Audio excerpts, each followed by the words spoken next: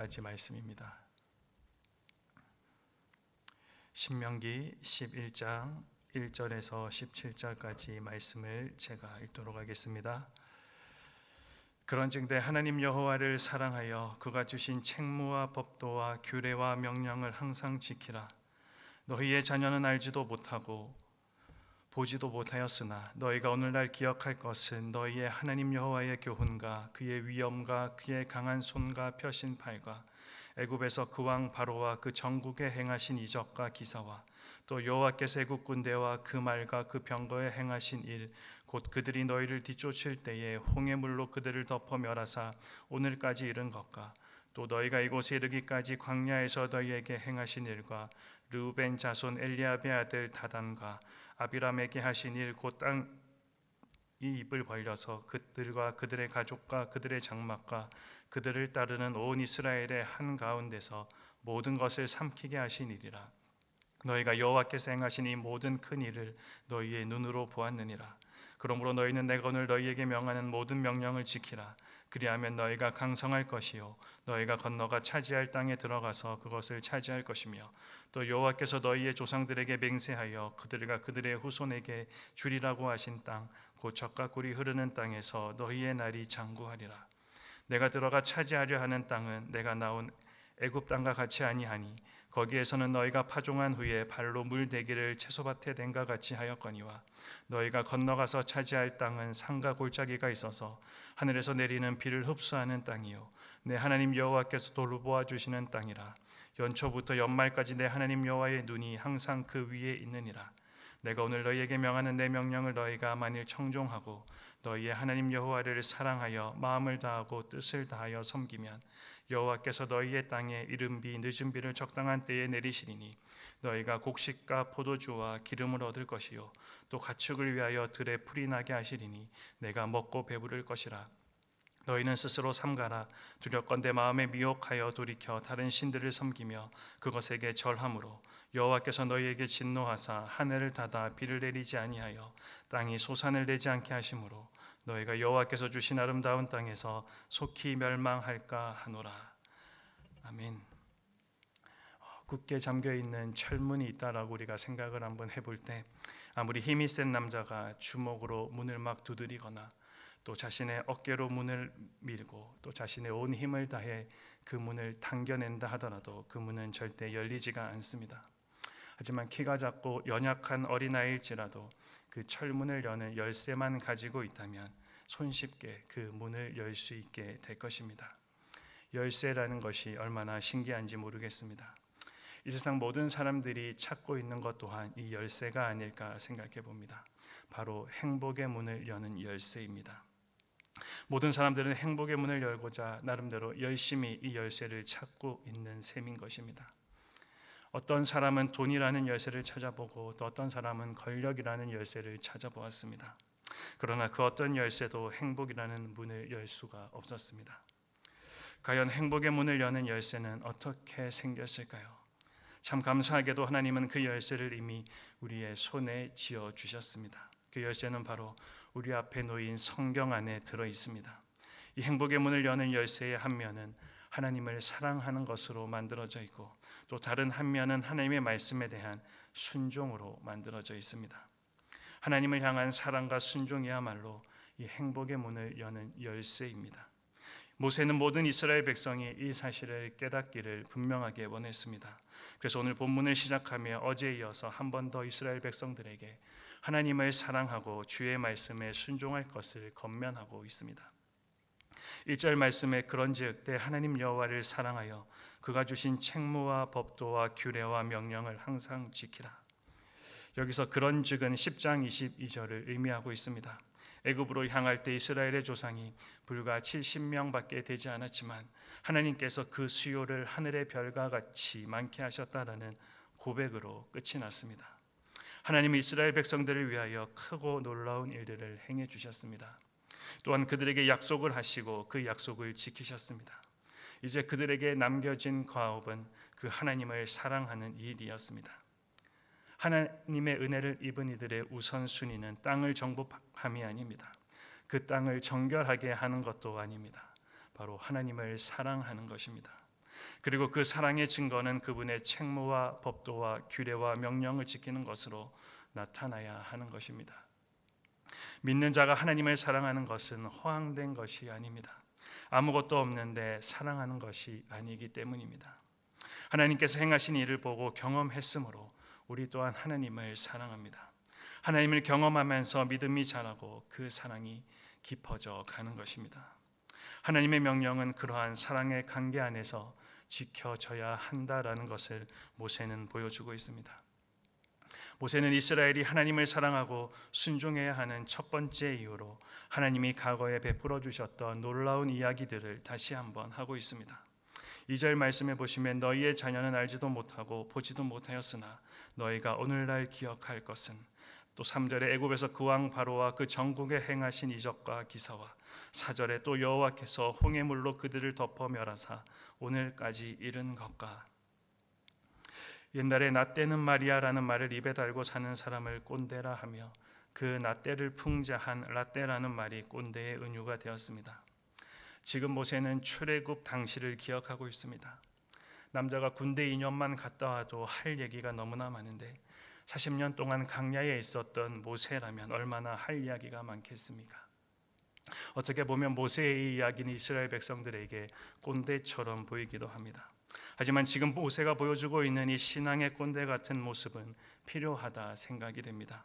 각 시대마다 일하시는 하나님을 증언하고 또 말해줄 필요가 있기 때문입니다. 앞으로 태어날 세대는 경험하지 못했을지라도 이전 이스라엘 세대는 분명히 하나님의 놀라운 구원 역사를 경험했습니다. 그 구원 역사는 당시 세계 최강대국가 그 나라의 왕을 굴복시키고 이루었던 역사입니다. 나일강이 물이 피로 변하는 재앙을 시작으로 장자의 죽음까지 하나님께서 초자연적인 역사를 일으키심으로써 애굽이 이스라엘을 보내주도록 만드셨습니다. 그리고 그 구원 역사는 당시 최강대국의 군대를 초자연적인 이적으로, 즉 홍해물로 멸하시고 이룬 역사였습니다.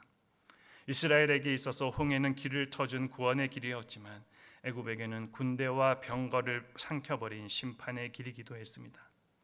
이들은 이 구원 역사뿐만 아니라 5절에 하나님의 인도하심도 경험했습니다.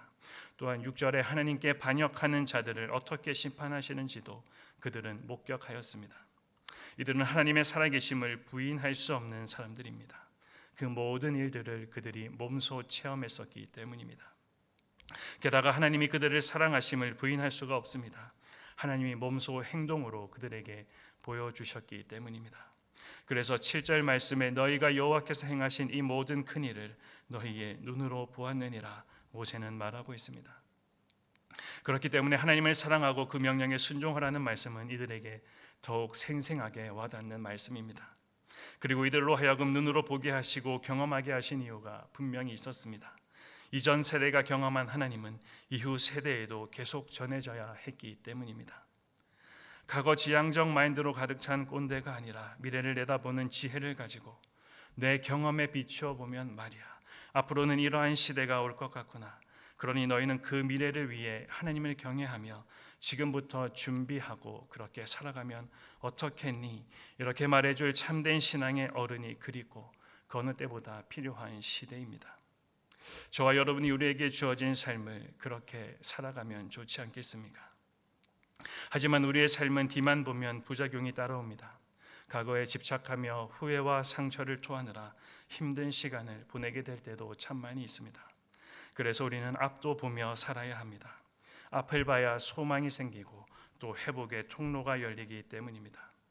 그래서 과거를 기억하라라고 이야기하던 모세는 이제 하나님께서 약속하신 땅을 누리게 될 그 미래에 대한 이야기도 하고 있습니다. 이것은 이스라엘이 하나님을 사랑하고 순종해야 하는 두 번째 이유가 되기도 합니다. 8절과 9절 말씀입니다. 그러므로 너희는 내가 오늘 너희에게 명하는 모든 명령을 지키라. 그리하면 너희가 강성할 것이요 너희가 건너가 차지할 땅에 들어가서 그것을 차지할 것이며 또 여호와께서 너희의 조상들에게 맹세하여 그들과 그들의 후손에게 주리라고 하신 땅 곧 젖과 꿀이 흐르는 땅에서 너희의 날이 장구하리라. 하나님의 모든 명령을 지키는 것은 땅을 얻는 것과 함께 땅을 누리는 것과도 연결됩니다. 얻고 나서 우리의 삶이 마감한다면 무슨 소용이 있겠습니까? 얻은 것을 누려야 얻는 것에 의미가 있는 것입니다. 그런 의미에서 너희의 날이 장구하리라라는 말씀은 너무나도 중요합니다. 이것은 너희가 하나님의 명령을 지키는 것으로만 하나님께서 주시는 복을 누릴 수 있다라는 의미이기 때문에 그렇습니다. 여기서 지킨다라는 것은 그 명령을 마음에 간직하여 깨닫는 것을 의미합니다. 하나님의 땅을 누리려면 하나님의 모든 명령을 마음에 간직하고 깨달아 믿어야 한다라는 사실입니다. 그 땅에 들어가기 위해서는 무엇보다도 순종이 요구되기 때문입니다. 그리고 그 땅의 특별한 이야기가 10절에 소개되고 있습니다. 내가 들어가 차지하려 하는 땅은 내가 나온 애굽 땅과 같이 아니하니 거기에서는 너희가 파종한 후에 발로 물대기를 채소밭에 댐과 같이 하였거니와. 농작물을 재배할 때 반드시 필요한 것 중에 하나가 바로 물입니다. 애굽 이집트 땅은 채소밭에 물을 줄 때처럼 씨를 뿌린 뒤에 발로 물을 대는 땅이었습니다. 이집트는 큰 강을 끼고 있었기에 거의 모든 시기에 물이 있었습니다. 그 물을 대기 위해 노력해야만 거둘 수 있었고 노력한 만큼 거둘 수 있는 땅이 바로 이집트 땅이었습니다. 노력한 만큼 거둘 수 있는 것은 좋은 일이라 생각할 수 있습니다. 하지만 그러한 삶은 개인의 노력으로 개인의 안위가 보장된다는 착각을 불러일으키기도 합니다. 내가 노력했기 때문에 안정적인 생활을 할 수 있고 내가 노력했기 때문에 나의 자녀가 번성했고 내가 기도했기 때문에 나의 가족이 건강하다라고 생각할 수 있다라는 말입니다. 그래서 하나님은 이스라엘 백성에게 다른 형태의 삶을 살도록 요구하셨습니다. 나의 노력만으로 해결되지 않는 삶, 주어진 것을 받으며 하나님의 존재를 인정하는 삶을 원하셨던 것이었습니다.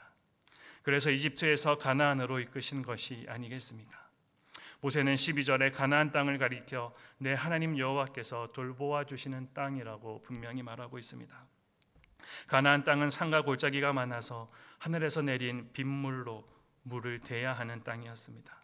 산과 골짜기가 많았기에 하늘에서 내린 비가 머물러 있을 강이 많지 않았습니다. 빗물은 농작물을 적시고 농작물을 키워서 그저 땅으로 스며들고 말았을 테니 말입니다. 가나안 땅에서의 삶은 하나님께서 전적으로 의지해야 하는 삶이었습니다. 그분께서 비를 내려주시면 농작물이 자라고 비를 내려주시지 않으면 살 수가 없었습니다. 그 땅은 하나님께서 몸소 돌보시는 땅이고 하나님의 눈길이 모든 순간 보살펴 주시는 땅이기도 했습니다. 나의 힘으로는 무언가 할 수 없다라는 사실은 나를 절망으로 이끌지 모르겠습니다. 나의 무능함과 연약함을 인정해야 하기 때문입니다. 이집트 땅에서 자신의 노력으로 자신의 삶을 영위한다고 생각했던 이스라엘 백성들에게 이 가나안 땅에서의 삶의 방식은 생소하고 익숙하지 않았을 것입니다. 길고 길었던 40년 강야 생활 동안 하나님께서 채워주시는 것을 경험했던 그 연습을 기억하면서 하나님이 어떤 분이신지 또 기억하고 그분을 예배해야만 살 수 있는 땅입니다. 모든 것을 채워주시는 하나님이시기에 동시에 나의 연약함을 인정해야 하는 그런 땅, 그곳이 가나안이고 바로 우리의 삶의 현장입니다. 모세는 화려한 세상의 문명의 꽃을 피운 이집트보다 여호와 하나님의 그 보호하심과 은혜가 머무는 약속의 땅 가나안이 오히려 더 축복된 장소임을 우리들에게 강조하고 있습니다. 그리고 이 모든 축복이 여호와 하나님을 사랑하고 주의 말씀에 순종한 자들에게 주어진다라고 우리들에게 증언하고 있습니다. 여러분, 모세를 통해 증거되고 있는 과거 이스라엘을 선택하시고 세세히 돌보아 주셨던 그 하나님은 오늘 성도로 선택받아 부름받은 이들의 삶을 돌보아 주시는 하나님과 동일한 분이십니다. 우리가 이 하나님의 돌보심 안에서 살아갈 수만 있다면 무엇이 두렵겠습니까? 우리 삶의 터전을 주님께서 끊임없이 살펴주시고 친히 우리의 형편을 헤아려 주시며 하나님의 풍성하신 은혜와 자비로 보살펴 주신다면 그보다 더한 행복이 어디에 있겠습니까? 우리 신앙의 선배 모세는 오늘 우리도 그런 행복의 문을 열 수 있다라고 분명하게 말해주고 있습니다. 여호와 하나님을 사랑하는 것, 주님의 말씀에 순종하여 살아가는 것, 거기에 행복의 비밀이 있습니다. 하나님은 이미 지나온 과거에도 우리를 위해 놀라운 일들을 베풀어 주셨습니다. 그리고 이제도 주님을 사랑하고 순종하며 살아가는 이들에게 크신 은혜와 넘치는 복을 베풀어 주실 것입니다. 오늘 우리에게 주어진 삶이 그렇게 될 것을 믿음으로 고백하며 오늘도 우리의 삶의 순간순간들마다 여호와 하나님을 사랑하고 주의 말씀에 순종하여 살아가는 저와 여러분이 되시기를 주님의 이름으로 축복합니다. 아까 우리가